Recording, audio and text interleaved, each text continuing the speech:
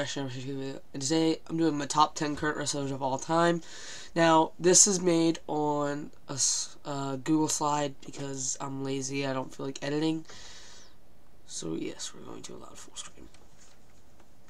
Number 10, Chris Jericho. Now, Chris Jericho may not be the best right now, but he still is good enough to put over younger talent, and he's still a great worker, and he's not like Flair or Edge, where in their like later year, they didn't do as well. They couldn't work as well as the younger talent. Well, maybe not Edge. Edge was good until his last match. But you know, some guys who just in their last couple years were just not as good. So I'm gonna try and make this quick, guys, as quick as possible. Number 9, the Young Bucks. This is very cliche because I've only watched one match of the Young Bucks, and it was Ring of Honor, the Philly Street Fight. It was like a couple of weeks ago, and it was good. It was good. It just was enough to bring them up. I was thinking of putting the Kingdom in the spot. I know it's a tag team, but they're still good. And how can I pass up the Baby Hardys? So number 8, Daniel Bryan. Yes, I've been known to say that I do not like Daniel Bryan's gimmick. I don't like the gimmick. The worker is amazing. Daniel Bryan himself is awesome. I just don't like the yes movement. The oh my gosh, you know, it was so predictable that he was gonna win at Mania, and now just looking back on it, it's just so predictable. And literally the last 2 WrestleManias have been predicted. Well, WrestleMania 30 was all predictable except for Brock Lesnar losing. Yeah, I wasn't doing YouTube hardcore back then, so I really didn't get in my WrestleMania. I didn't even do WrestleMania 31 predictions, which is weird because I think I did a pay-per-view before that. I don't really know, but I will do WrestleMania predictions this year because WrestleMania is right here. I can't wait. Number 7 is Drew Galloway. Drew Galloway, the idiots at WWE who decided to be like, you know what, this guy can't work. He's gone. Get him out. Like, what was the production meeting? Like, we're gonna get rid of Drew Galloway, the greatest for our current greatest at the time, the current greatest foreign worker that they had. I mean, Sheamus is okay, Del Rio's better, but Del Rio was gone. I think he was gone by then. Yeah, Del Rio was gone by then. So, like, Drew Galloway was just there. So, I really didn't see the point of them getting rid of him because I thought he was gonna turn on 3MB and then turn monster babyface and then turn monster heel again, which I love the Chosen One thing. It was just amazing. I always liked Drew McIntyre, except for when he wrestled The Undertaker, which was a squash match, and it was stupid. Number 6, James Storm. I think this is the last indie guy on the list, but you know, James Storm is so good. Just seeing him in NXT, it's just like, what? Like, did TNA and WWE like do it and then have a kid? Like, because it's so amazing to see all these TNA guys finding their homes in WWE, who need to be here. I mean, even though he's just so good, and I just remember growing up on the Young Bucks, or not the Young, growing up on Beer Money, just because I was a TNA. I didn't care. I was watching both back when the TNA stuff was good. Was still good, which I don't know if it's good or not because I only watched WWE and Ring of Honor. I watched a lot of Ring of Honor. I've been trying to get back into Ring of Honor because I was like I'll watch a couple weeks and then I'll stop watching and then I'll watch a couple weeks. You know, I'm very on and off when it comes to Ring of Honor, but I need to get back into Ring of Honor, which my current favorite guy, Ring of Honor, I guess are the Young Bucks, but they're not there. Whatever. Number 5. Whoops. Dolph Ziggler. Now, he was number 1. But with all of the recent debuts from the last, like, year, like, it's hard to put him at number 1 when he's doing nothing. But he's still there because of his selling and his work and his delivery on the mic. He's still the best damn wrestler in the world. One of the best damn wrestlers in the world. He's so good. And WWE's just making a mistake. You know, they just don't know how to push him right. And if they do push him, like, in the next 2 or 3 years, they could make major money off Ziggler. The merch would be great. You could do that. Dude, I want that jacket.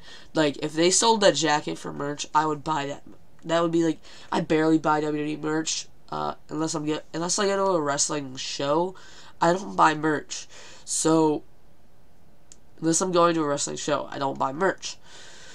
This would be literally one of the merch items that I would order on WWE.com. I think the only merch I really buy regularly is the action figures, the Elites. So, yeah. Number 4, Seth fucking Rollins. Seth Rollins is so good. I don't understand. Like, but here's the thing. Like, I've always said this, and, like, if Dolph Ziggler got the same love and treatment that Rollins got, he'd be just as good. He would be that main event. He'd be that top heel, you know. But Rollins, the way I'm looking at it is he's gonna come back heel. He's gonna come back heel, or babyface. That's what I meant to say, but no, I don't know. He's gonna come back babyface, and a lot of people are gonna be like, "Why would he come back babyface? He was a monster heel." Because it only makes sense. People were already starting to pop for him when he left, when he got hurt, and like them news speculation saying that he's recovering faster than expected. Like, he could be back in the next 3 or 4 months, which would be WWE. He would be WWE's saving grace right now. The ratings would jump if he came back babyface. It would just change WWE for the better. I just, because there's so much you could do there. You could have Ziggler turn heel, and you could do Ziggler and Rollins 20-minute match kicking off Mania. You know, he could be back before Mania, and that would be literally WWE's saving grace. But I gotta move on to number 3. And by the way, this is like the best picture ever. I just saw it, and I was like, yes, we're using this. Balor! Finn Balor is like I was going to not put him on this list, but then I realized how much of how I see myself as a wrestler is in Finn Balor. Because, like, the kicks, the drop kicks, the clotheslines, the Bloody Mary, he's so good. I've watched all of his indie stuff, but I think I watched, like, 2 or 3, like, 1 match from his indie days as Prince Devitt. Like, and that's another name I always heard was Prince Devitt. I was like, who's Prince Devitt? Like, what's a Devitt? You know, what is that? Is it like a divot, you know, in the ground? Is that his name? Is he a divot? You know, but he's so good. He's just like amazing. He can talk. He can work. I'm not talking. You know, I think he needs to work a little bit on his mic skills. A little bit, not a lot, but you know, he's just, it's not always memorable. But when he gets in the ring, is memorable. One of my favorite matches from 2015, and probably number 2, if I do top 5 matches of all time, is the best, it's probably top 3. It's Finn Balor and Owens at that Beast in the East. It was the best match on the card, by far. Jericho and Neville was number 2, definitely. But he was so good.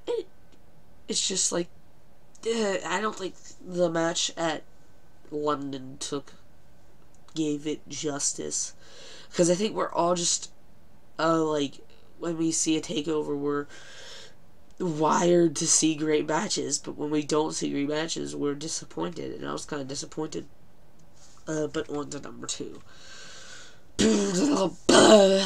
Kevin Owens, he's just so great. Like, he can work, he can do all this stuff, but he's just such a yeah, I don't know. I just want to see him succeed as a worker in the business. And, like, if Owens or anyone who's on this list is seeing this video right now, just remember, you guys are great. You guys are all just great wrestlers, great workers. People who I would dream are still wrestling when I try. And, like, I could, dude, it would be awesome if I could just, like, jump into the wrestling business and just get to work with these guys and get to wrestle these guys, and they're just all great. And it's sad when they don't get pushed, and it's better when they do. This is Kevin Owens. It's sad when he didn't, come right to the main roster, which he didn't need to come to the main roster that quick, but he did. Beating John Cena just puts him at a level. It's like he's not mid-card heel, he's main event heel. Like, he's in that place where any minute now they could just push him right into the main event. Any night, any given night, they could push him into the main event. Like, when they were pushing the triple threat, I thought they were going to say either Kevin Owens or Seth Rollins. Yeah, I really did think they were going to say Seth Rollins. I was like, what? No way. I was like, what? No way, man. Oh my gosh, no way. But, yeah. So yeah, it's just sad sometimes to see some indie workers come and just get completely buried by, like, John Cena, which Owens survived the burial. Like, I don't think he's been hindered. I think the thing that really hindered him was his work with Ryback. I didn't watch any of his matches with Ryback. I only watched the one where he won the IC title, and it was it. It just wasn't good. Kevin Owens just makes anyone look good, except for Ryback, which it's really, really hard to make him look good, because CM Punk tried, and then he broke CM Punk. Number 1. The phenomenal one, AJ Styles. Oh my gosh, indie mark. Oh my goodness, I'm such an indie mark. Like, oh man, I'm such an indie mark. Although I only watch Ring of Honor on the indies. I don't even watch IWGP. Like, I don't even watch New Japan. Like, I don't even watch Dragon Gate, I watch some Ring of Honor, but that's it. I'm such an indie mark, and I occasionally turn on TNA if there's nothing else on. When there's no other wrestling, you turn to TNA. That's everyone's answer for watching TNA.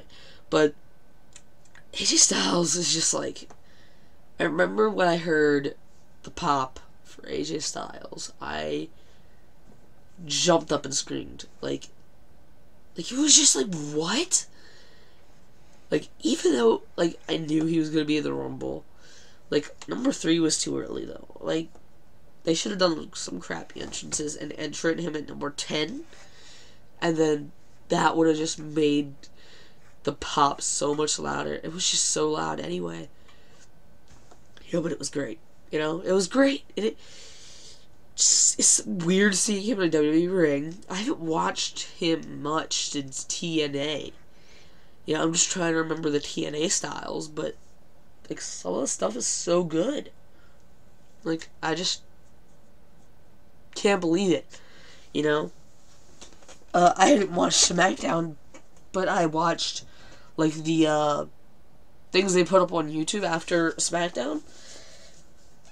He hit the Styles Clash on Curtis Axel, which is great, because Styles Clash, but I think they should have waited till Monday Night Raw when I'm watching wrestling. I slept till, like, 12, and I just woke up. It's, like, 1 p.m. It's weird. It's, like, 1:42 p.m. I don't know why I woke up. I don't know why I fell asleep at 5 and didn't wake up till, like, 12, but whatever. So, yeah, I just hope they push AJ Styles right. I hope they don't bury him into the ground.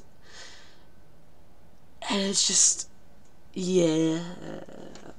So question of the day for you guys is, who is your favorite wrestler of all time? Please do like, comment, subscribe, and I'll see you guys next time.